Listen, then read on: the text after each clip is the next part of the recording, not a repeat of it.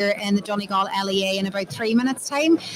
Just to remind our listeners too that you can not only listen on air, but you can also watch the proceedings online as well. And if you are watching the proceedings and the link has died out, just refresh it and it'll come back on as well.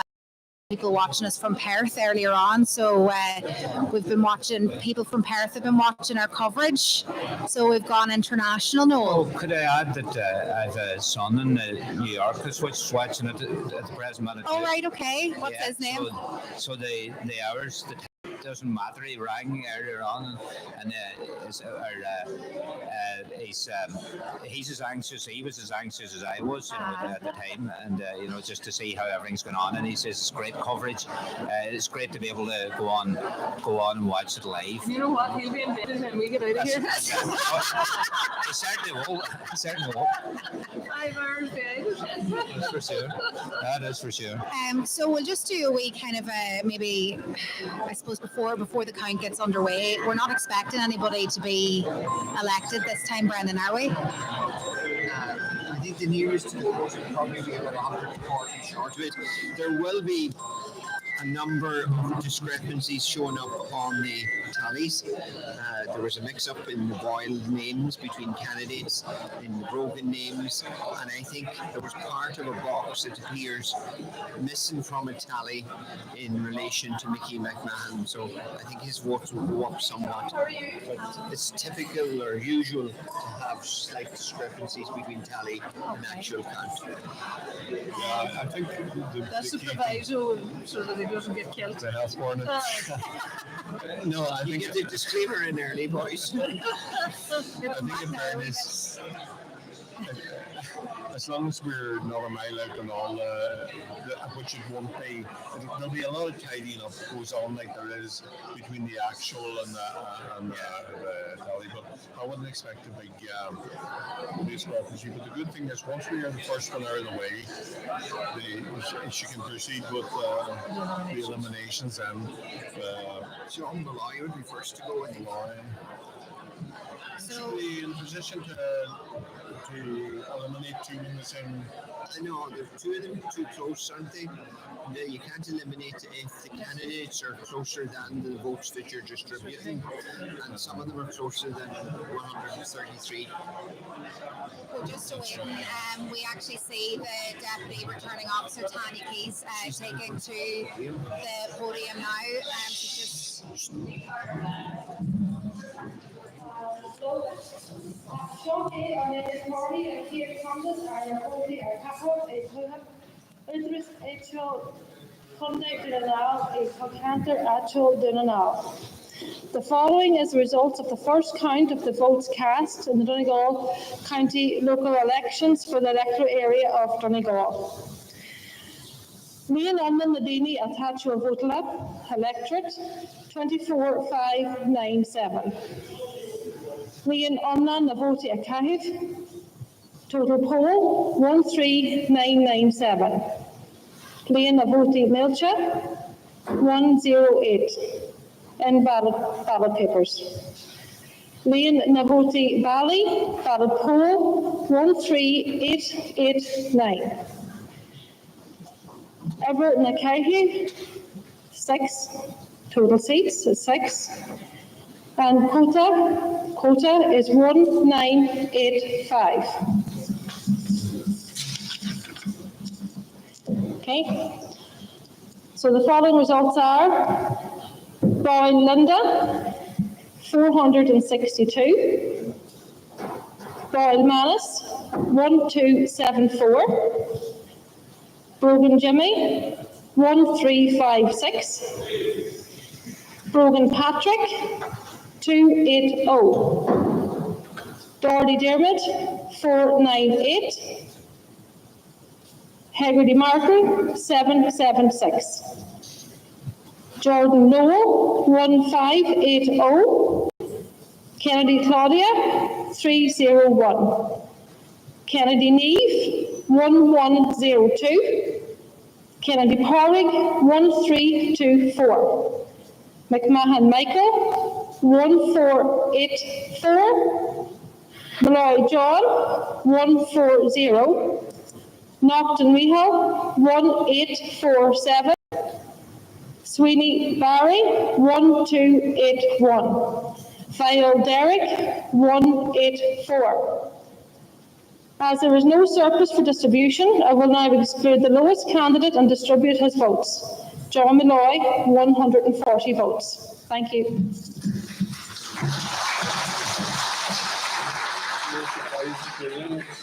Yeah, the tallies, very accurate tallies. Yeah. Start at Linda Malloy's 462, I think her tally was. Bang on. Bang on. Bang on, it was, yeah. I'm just looking through it here, maybe one that is tidying up, but the tallies are fairly bang Near enough the mark, yeah. Very good tallies. And as we expected, nobody was going to be elected in that count, but at least we have some progress that there has been Yes. a count. Oh, it's good. It's good to get underway, especially when you see Glenties and Milford and other places electing people.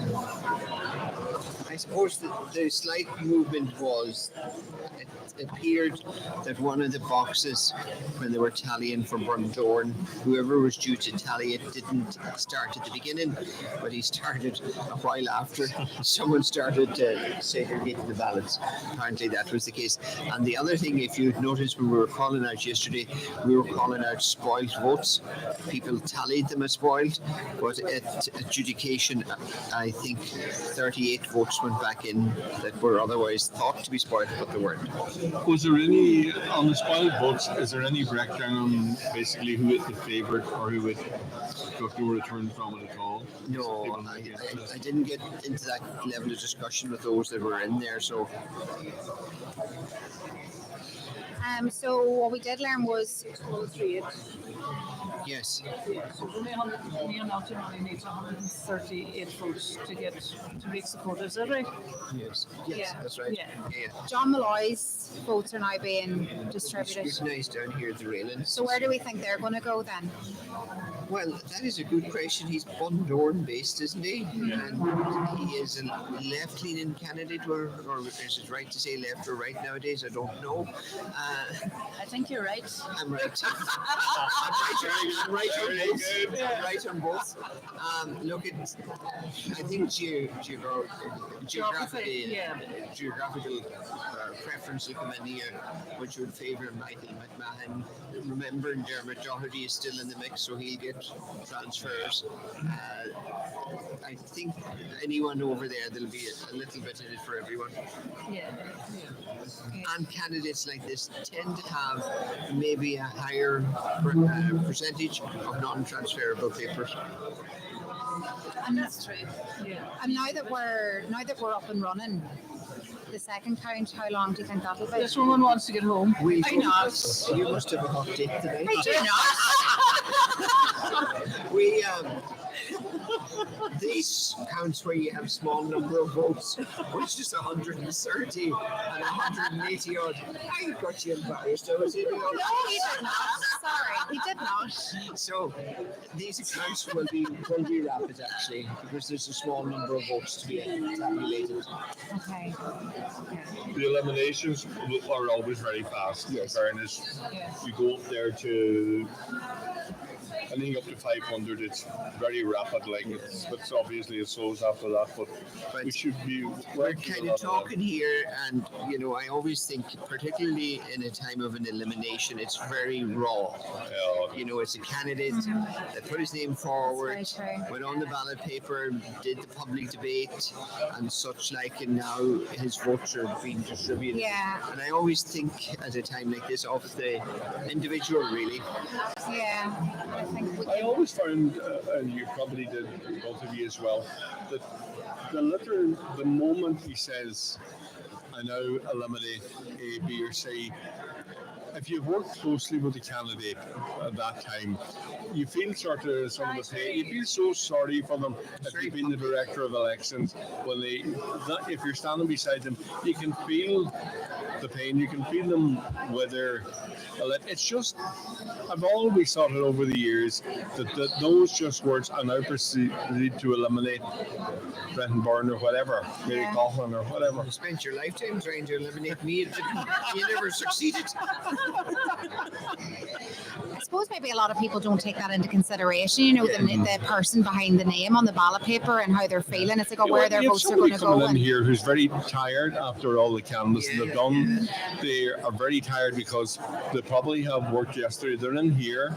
People are coming to them saying what's going, whatever, and all of a sudden the votes are done. They see the whatever has happened, and the next thing they said, and I proceed to eliminate. And it is, if you even watch today when it's happening to some candidates, and just look at their demeanour, it hurts. It really, really hurts. Totally changed on the back of that call. Totally changed. And especially, it hurts all councillors, but especially when it gets to the stage for a sitting councillor. Yes, That's really sore, really hard on somebody. Their families have been involved. They might have been elected for years. Manus Boyle was talking about his father. Yeah. You know, that was very hard. And you had a tough time the time you lost your seat as well. You know, so it's... There's a very human side to this. Very raw. People will always say, we all say, oh, it's a tough, hard game. It is, but at the very back of it all is humans themselves and their families who they may have wives, partners, father, mother, uncles, and extended family who work for them. And it is a tough moment, and I often think it's something that never gets really looked into enough. It's hard, and these people will, for this week that are going to be eliminated, will feel it, certainly, and some of them for a lot longer than that. Brennan, you're someone who did go through that. What was it like? I had the distinction. I lost my seat, but I wasn't eliminated, which is even worse. I had to sit, and I was the last candidate standing, which meant the candidate before me having greater votes was deemed to be elected. So that's even more agonising, whereby you just sit it out, wait until there's only one remaining, which was me, and you just wait until your seat passes over to the next higher candidate. I suppose for me personally, that election in 2014, I was about 1/3 way through receiving treatment for cancer, and I was glad to have seen the end of the election because I had other priorities in my mind. I felt the pain that I felt was really that I thought I let my area down by losing the seat to the area, but in the end, look, you get on with it, and as I said, I had a more fundamental and important battle to fight in my life, and thankfully I'm out of that one, and here to tell the tale and here to annoy my good friend Mary and my new friend Catherine, and my eyes are meeting over there. Oh, Lord. You're getting on, Brad. You're very cozy. So no, seriously, it is a public. You know, if you picture this, if you ever lost a job in life, it's difficult. But imagine losing a job in front of 24,000 people, or in the radio, or being streamed, and we're looking well there, and all that. You know, this is the facts of life. But I think the worst ever was the time that we introduced the electronic voting. And I felt for Nora Owen, it was shocking. It was awful. It was the world's worst experience, and everybody felt it. Didn't matter what politics they were. And at the end of the day, like, I know these are long and they go on forever, but there's time. At least there's time to, like, we know what we're doing here, and we're looking at permutations and all of that. You have time, whereas that was just, it was very, very difficult. It was very difficult on her, you know. And while it is like unimaginably difficult for a sitting councillor to lose their seat, and like as it relates to like a new candidate then who's been, you know, full of hopes and dreams, and then maybe backed by a party or maybe not, but it doesn't matter. Like they've been spurred on by family members in their community to put their name forward. I mean, it has to be unimaginably disappointing for them too. Absolutely, yeah. And sometimes we forget about that. You know, people put their lives on hold. They make sacrifices. Their family, their friends, their partners make sacrifices. So at the end of the day, each and one of them are affected and are impacted by what happens in these halls goals on days like today. So I suppose we should always definitely consider those people who are brave enough to step up and put their name forward, with a party or without a party. It's a very brave thing to do. Outgoing independent councillor Tom Conahan has popped in for a wee chat. Tom, how are you? Good. Did you think giving up your seat would cause this much bother that we're all facing now this afternoon? Well, maybe it made it cause you more bother if I had been in. I did before anyway. No, but in all seriousness now, did you ever think that we'd be looking at patterns like this today? Well, locally, and I suppose maybe a little bit biased and all the rest, I would have felt, that Pádraig being where he is at the moment, for a local councillor, I would have felt, like there wasn't really opposition locally. And I'm not speaking on my own big head or whatever the case may be. But the last time I went, I think there were 6 locals. And, yeah. You had a hard run, isn't it, Tom? And I felt, and maybe I was wrong in saying the fact that it was going to be more simple now this time. And that he'd been in there. And I mean, a little bit biased when he's coming from the same area as yourself, but I mean, that's the way things go, and it's up to the public at the end of the day, and you can get into maybe positions that you feel that it's going to help you a lot in your campaign and one thing or another, and I know and I suppose I've been one of the people that was accused of different things locally, and saying that as well, I don't make any apologies, because I feel the town's getting bigger and it's going out, and for us to be facilitated, we have to come up with these rules and regulations on footpaths and with the town centre and the diamond, which was good, and I would feel maybe some things could have been kept down or put to bed and spoken to the people that were really in charge of doing something about it, engineers and one thing or another, and sometimes it mightn't help, and hopefully I'm wrong in saying that, but I think there's other ways of going around about things, Well, certainly Fianna Fáil candidate Micheál Naughton, who's poised to top the poll, he would share a similar view to you, I think, in terms of Donegal Town and how much potential it has. It has the highest amount of tourists coming to it in the whole of the county, and he's listed all the different funding the projects that you have been responsible for in bringing the town forward. I would have to say that Micheál has done a lot of work, in general, and suppose being connected with the government made it a little bit easier maybe as well, but the fact that I would have been independent, there's certain doors you get opened and there's other doors stay closed as such maybe, but I would feel that you're rightly showing and saying, and it's a great thing that the town has moved on and got bigger, and I think it's good for everybody, at the moment it's unbelievable the amount of people that are travelling through the town and all the rest, and from the past, and I think we're very fortunate maybe in Donegal, and not just tying it down to Donegal all the time, that we have the diamond. And I think it's going to be a state of the art when it's finished, and hopefully that'll help things, One of the things that Micheál Naughton is looking for Donegal Town is a marina. Yeah. What's your view on that? Yeah. And the other boats thing would be able to come in. Sorry? The boats would be able to come into Donegal Town. Yeah. That would be a game changer, That's right. I'd imagine. Yeah. And I think that'll be a good help, and we get buses and different things like that, teething problems, and you get them sorted out. And other than that, but it's progress. I'll be honest, I would hate to see Donegal Town going back to what it was 10 years ago, and I feel that negativity is just coming in big time at the moment. You have to be positivity, maybe we were lucky, as Brendan would know years ago,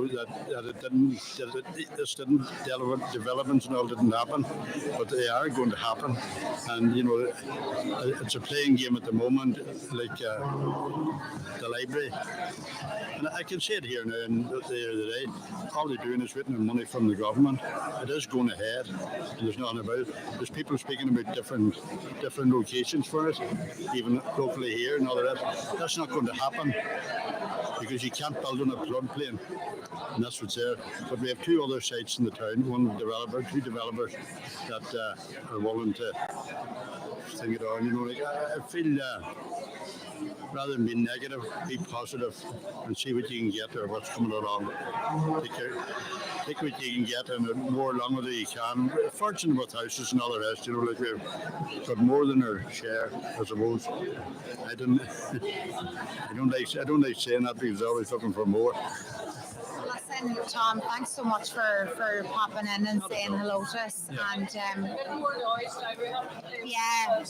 there's a bit There's a more. family here after arriving because they're in anticipation that Micheál will get elected next time. So. Micheál And that's a big day. You know, we're chatting about it's a big day for families too. And Yeah.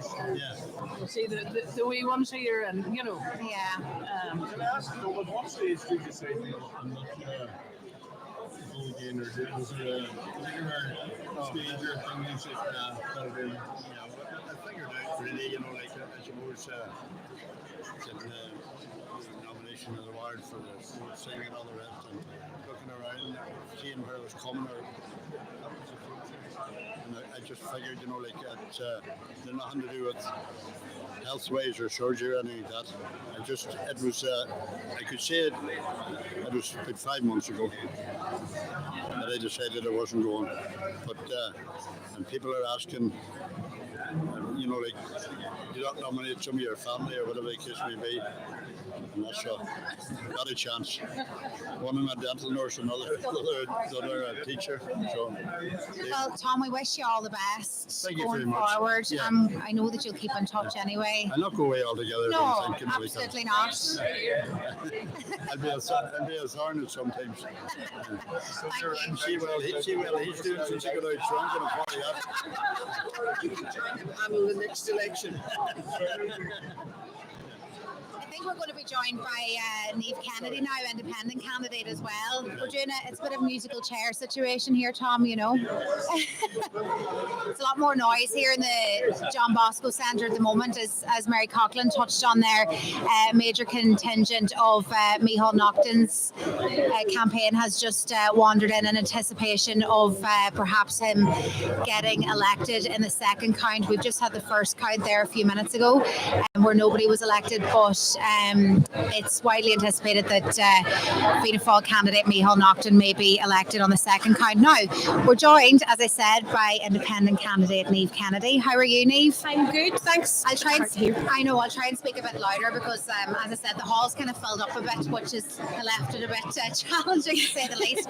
How are you feeling this afternoon? Yeah, I mean, obviously everybody's very nervous. There's a lot of anticipation out there. We're obviously worried, and we knew from the start that this was going to be a tough campaign, considering the fact that we had all the heavy hitters around us. We had the big parties, and we had our small team, but a very dedicated team, and a mighty bunch of women, if I may say so. They were Trojan workers. They were absolutely brilliant, and we worked really, really hard. And for them, I just want us so much for them because they've been so good and dedicated.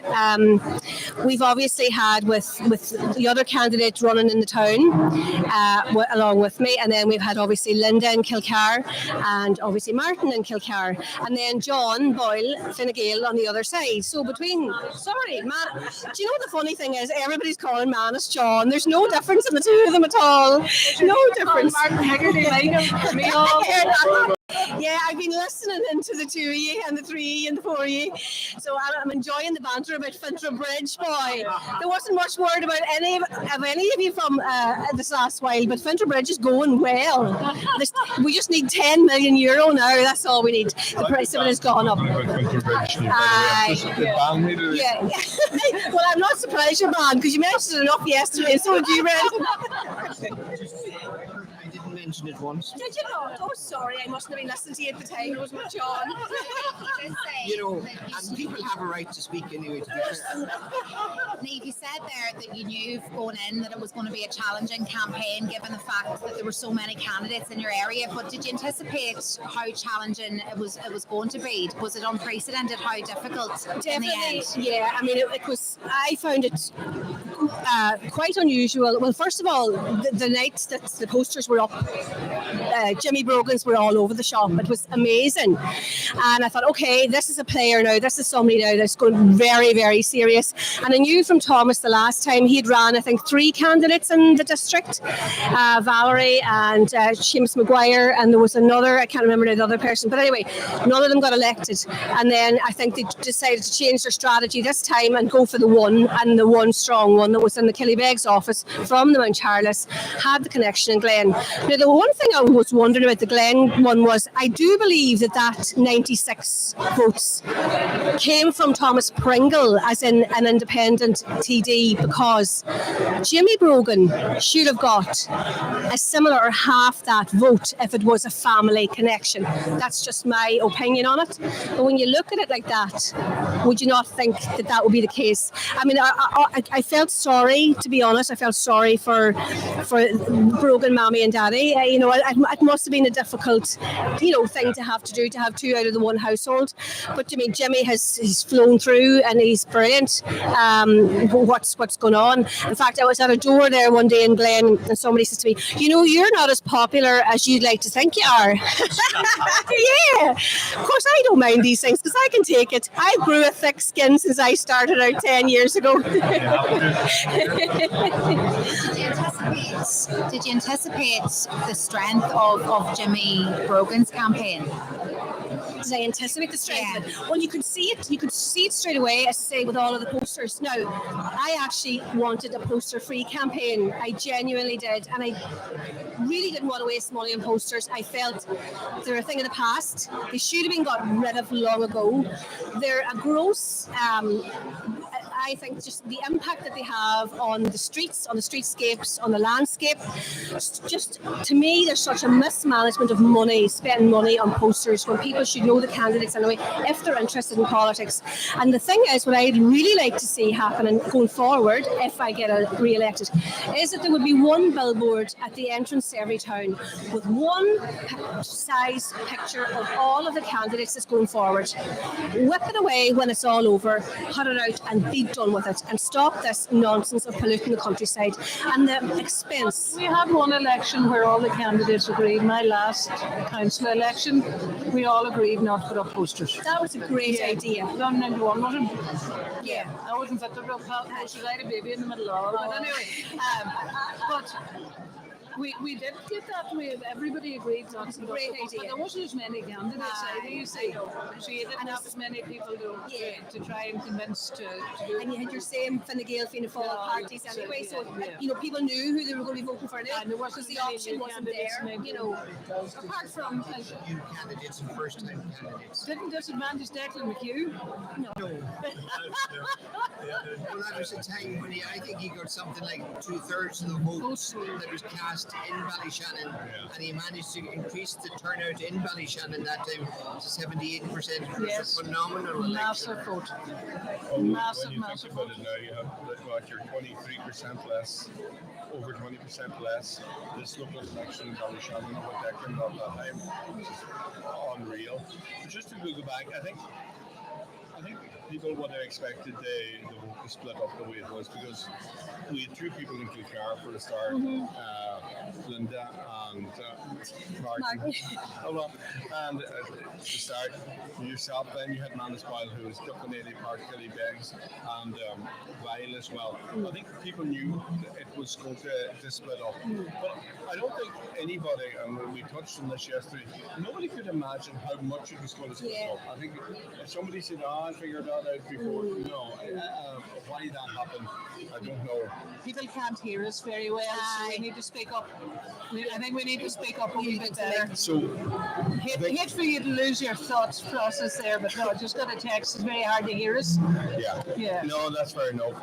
It's got a lot noisier in here, but I think that was part of a problem, and I think we've seen it so far here, and it's going to be a fair fight to the end here. And when I say here, I'm talking from Inverbridge down. But the other side of that, at least for the candidates there in that area, there's someone to fall back on. If we look in Ballyshannon, the candidates there have while they had the area, the problem they have now is to get to the business end of this. There's very limited chance of transferability. So it's kind of swings and roundabouts. And I suppose if you can keep your head above water to the last 4, 5, 6, it's there. But it's I've asked other candidates, Steve. One of the things is the fact that we have only just over 50, I think we have 52% of a turnout in Ballyshannon and 55 overall. Why do you think in a district, a lot of districts, not just here, that the turnout for the local elections is so low? You know, it's the fact that we only affect just over one every 2 coming out. We'll have to put across you there because the Deputy Returning Officer, Tanya Keys, is about to take to the podium to make an announcement.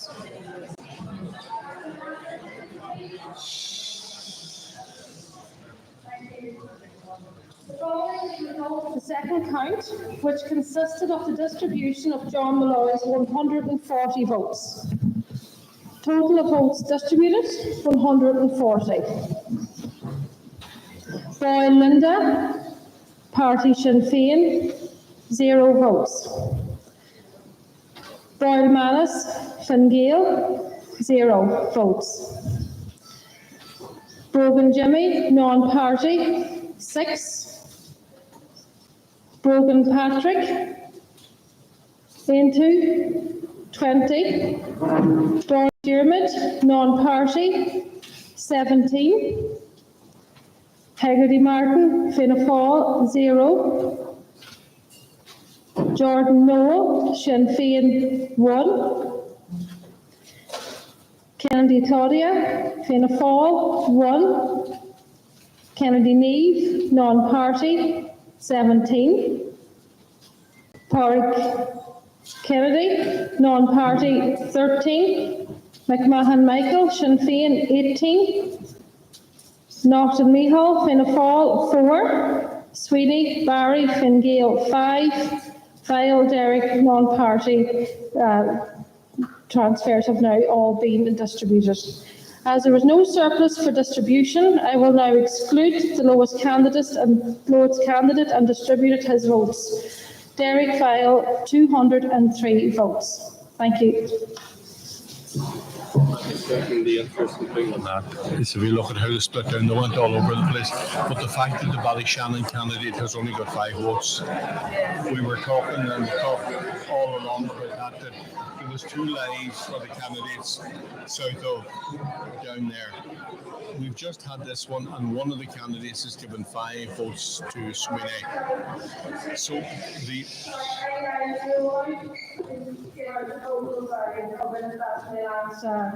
communication. So as it stands now after count 2, Boyle Linda, 462, 462. Boyle Manus, 1,274, 1274.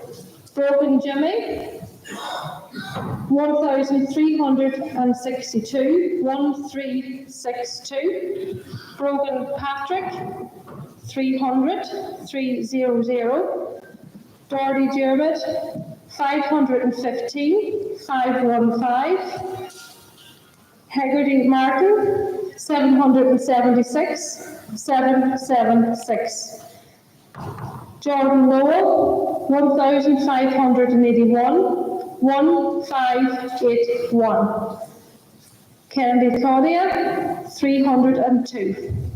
Kennedy Neve, 1,119, 1119. Kennedy Pádraig, 1,337, 1337. McMahon Michael, 1,502, 1502. Naughton Mihal, 1,851, 1851. Sweeney Barry, 1,286, 1286. Thank you. the point I was making, Catherine, that when you look at it, what one of the candidates in the Bundoran Ballyshannon area now gone, not alone did it push the two candidates there further up, but what it actually has done, the gap between yourself, for example, and Sweeney, it's closed it by a net 7 votes. We're heading into now, when you look at this, you have the only candidate that will, Derek Vile will come out, which will obviously close the gap between the candidates down our way and the candidates in Ballyshannon. Then when we get to Doherty, these candidates, but specifically Sweeney, will need one hell of a boost in transfers, because that's it. It's game over at that stage. Is it great? Silence is death. We're nearly afraid to open our mouths. You've been saying that yesterday, John. Early on in the day, you said that Sweeney would need a lift, and we'll see very clearly, and we will, how that will pan out. Well, do you reckon the lift isn't sufficient? That's what you're projecting. He gets a lift, but it's not sufficient. I'm just making the point. When Vile goes out now, there'll be a very reasonable vote transfer yourself. Well, in comparison to Sweeney, let's say even as it's which is not a lot, but even it is, the gap is closing down. Sweeney has one chance then, the distance between them. And after that, then you're looking at the distribution of nearly 1,300 votes from Kilcar, Kerry, Glen, Killybegs, which to me is a game changer no matter how you work. Well, we just have to wait and see. It's I'm afraid of tempting fate. Everybody's nervous, and it's a really difficult time for everybody and all the candidates and their families, that they put so much into this and so much work into this. I mean, I know everybody's run a really, really good campaign. I was kind of getting the hint that I hadn't run a great campaign. I felt myself that I didn't want to waste money on posters, that I know in the end up I had to give in. I had to put up a few because people were asking, are you running? I didn't hear you were running. I haven't seen your poster up. So I took out the old things out of the shed, and I'm afraid they weren't in the best of shape. But anyway, great jacket. Do you still have it? there's a certain person in Carrick that says, have you still got that leather jacket? And it's not leather, by the way, it's tweed. But anyway, yes, I still have it. It doesn't fit anymore, though, that's the problem. So, Niamh, if you had to do the campaign again, would you do anything differently?